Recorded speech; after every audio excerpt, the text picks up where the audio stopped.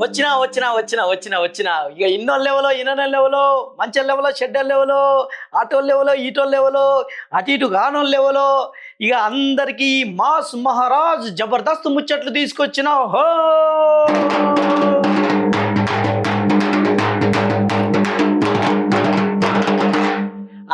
అందరికీ నమస్తే. ఇక మాస్ మహారాజ్ జబర్దస్త్ ముచ్చట్లు ఇక మీకోసం తీసుకొచ్చిన సురు చేద్దాం. ఏ దొంగ దొంగ వచ్చాడే అన్నీ దోచుకుపోతాడే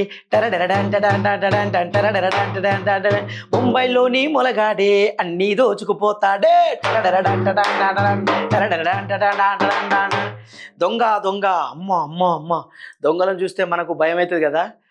సరే, దొంగతనం చేసిండ్లు ఎవరో ఏ దొంగో అనుకుంటున్నారా? ఇక్కడ దొంగతనం చేసింది మాత్రం ఎవరో కాదు, వెస్ట్ బెంగాల్ సీఎం. షాక్ అయ్యారా? సీఎం గారు దొంగతనం చేయడం ఏంటి అనుకుంటున్నారా? ఫోన్ దొంగతనం చేసింది ఆ టీమే. అదే మమతా గారు ఉన్నారు కదా, గామే ఫోన్ దొంగతనం చేసిందట. ఎవరిది? ఏదో చిన్నపాటి బయట ఉండే సాదాసీదా వ్యక్తులది కాదు, పక్కనుండే వ్యక్తులది కాదు, లేదా వాళ్ళ ఆఫీసులో వ్యక్తులది కాదు. ఈడీ ఫోన్, అదే సోదాలు నిర్వహిస్తారు కదా, వచ్చి ఆ ఈడీ ఫోనే ఎత్తుకపోయింది ఆ టీమే. ఇది ఎవరు కంప్లైంట్ చేసిండ్రు? సుప్రీంకోర్టులో ఆ ఈడే మా ఫోన్ ఎత్తుకపోయింది ఇవే అని చెప్పి చేసిందట. అరే ఎంత రసవత్తరంగా సాగి ఉండొచ్చు అసలు కోర్టులో.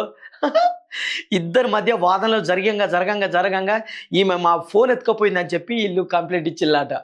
ఇక నువ్వు ఫోన్ ఎత్తుకపోవడం కరెక్ట్ కాదని చెప్పి ఇక సుప్రీంకోర్టు ఆమెను ఇక చిన్నగా కోప్పడ్డదంట. ఇక తర్వాత ఏం జరిగిందనేది అసలు తెలవాలి మనకు. అరే రే రే రే ఎవరో మామూలుగా ఏదో లేనోడు అంటే దొంగతనం చేసిందంటే ఏమో అనుకుందాం, ఎంత చెట్టుకు అంత గాలన్నట్టు వాళ్ళకు లేనోడికేమో ఏదో ఒకటి అవసరం పడితే నా డబ్బులు అయ్యో ఎత్తుకపోతాడు. ఈమెకు ఈడీ ఫోన్ అవసరం పడ్డది కాబట్టి దొంగతనం చేసింది. అంటే ముఖ్యమంత్రి అయినా ఎమ్మెల్యేలు అయినా ఎవరైనా అవసరం పడితే చిన్న చిన్న దొంగతనాలు చేస్తారన్నమాట. అది కథ. గిట్లున్నది ముచ్చట. హే మీది తినాలే మాది తినాలే, మీది తినాలే మాది తినాలే, మీది గోదావరి మాది గోదావరి. బా, మీది తినాలే మాది తినాలే, ప్రాంతీయం ఆ ఫీలింగ్ వస్తే ఎంత బాగుంటుంది. సరేలే, ఈ ముచ్చట పక్కన పెడితే తినాలి అంటే ఒకటి గుర్తొచ్చింది, ఆ ముచ్చట చెప్తా. ఇక కొత్తగా పెళ్ళైంది ఒక ఆయనకు, కొత్త పెళ్ళైంది, ఆ బిడ్డనిచ్చిళ్ళు పంపించిళ్ళు అయిపోయింది. మొదటి సంక్రాంతికి ఇంటికి వచ్చిళ్ళు. ఇక గోదావరి అంటే మర్యాదలు ఎట్లుంటాయి మనకు తెలుసు కదా. మామూలుగానే వాళ్ళు భోజనం పెట్టుట్లో కానీ మర్యాదలు ఇచ్చుట్లో కానీ ఆహా సూపర్. గోదావరిలో మర్యాదల మజాక అన్నట్టు ఉంటాయి అన్నట్టు వాళ్ళ మర్యాదలు. ఇక అట్లనే వాళ్ళ ఇంటికి అల్లుడైన తర్వాత ఇంకెంత మర్యాద చేస్తారు చెప్పుర్రి. ఇక గట్లనే ఒక దగ్గర జరిగింది. ఇక పెళ్లి చేసి పంపించిన తర్వాత మొదటి సంక్రాంతికి అల్లుడు ఇంటికి వచ్చిందని చెప్పి 158 రకాల వంటకాలు చేసి ఆయన ముందు పెట్టిళ్ళు. అమ్మో, ఓరి దేవుడో, బకాసురుడు కూడా ఇన్ని రకాల వంటకాలు దొరకవు కావచ్చు నాకు తెలిసి. అన్ని వంటకాలు కనీసం ఒక్కొక్కటి కొంచెం కొంచెం గిట్లా టేస్ట్ చేసినా కూడా ఆయన కడుపు ఉబ్బి పగిలిపోయేటట్టు అవుతుంది. గన్ని రకాలు, 2 రకాలు 3 రకాలకే మనం వామ్ము ఇవన్నీ రకాల ఎప్పుడు తింటాం ఇవన్నీ, లేకపోతే ఇవన్నీ వద్దులే 2 ఏదో ఒకటి నచ్చింది ఒకటి వేసుకొని తినిపోతాం అని అనుకుంటాం. కానీ ఇంటికి వచ్చిన కొత్త అల్లుడికి సంక్రాంతి కానుకగా 158 రకాల వంటకాలు చేసి ముందు పెట్టిగా తిను అల్లుడు అన్నారట. అమ్మ, ఇక ఎట్లా దీన్ని ఉండడో ఆయనే. ఒక్కసారి ఆయన పరిస్థితి ఏముందో మరి. సరే, ఆ ముచ్చట పక్కన పెట్టుర్రి. ఏది ఏమైనా సుశీల మళ్ళా గోదావరిళ్ళు మర్యాదలో ఎలాంటి లోటు రానియమని చెప్పి నిరూపించుకున్నారు. గది ముచ్చట. ముసలి తాత ముడుత ముఖం మురిసిపోయేనే, ముసలి తాత ముడుత మొహం మురిసిపోయేనే. ఈ పాట వింటే మనకేం గుర్తొస్తుంది? ఎవరన్నా కామెంట్ చేసేటప్పుడు అలా ముసలోళ్ళతో పోల్చి మనం కామెంట్ చేస్తుంటాం ఇగో ఈ పాట పాడి. కానీ ఒక ముసలాయనే, ఆయన చరిత్ర చూస్తే నిజంగా నాకే ఆశ్చర్యం వేసింది. సౌదీ అరేబియాలో 110 ఏళ్లకు ఆయన పెళ్లి చేసుకున్నాడు. అబ్బా ముసలాయనే.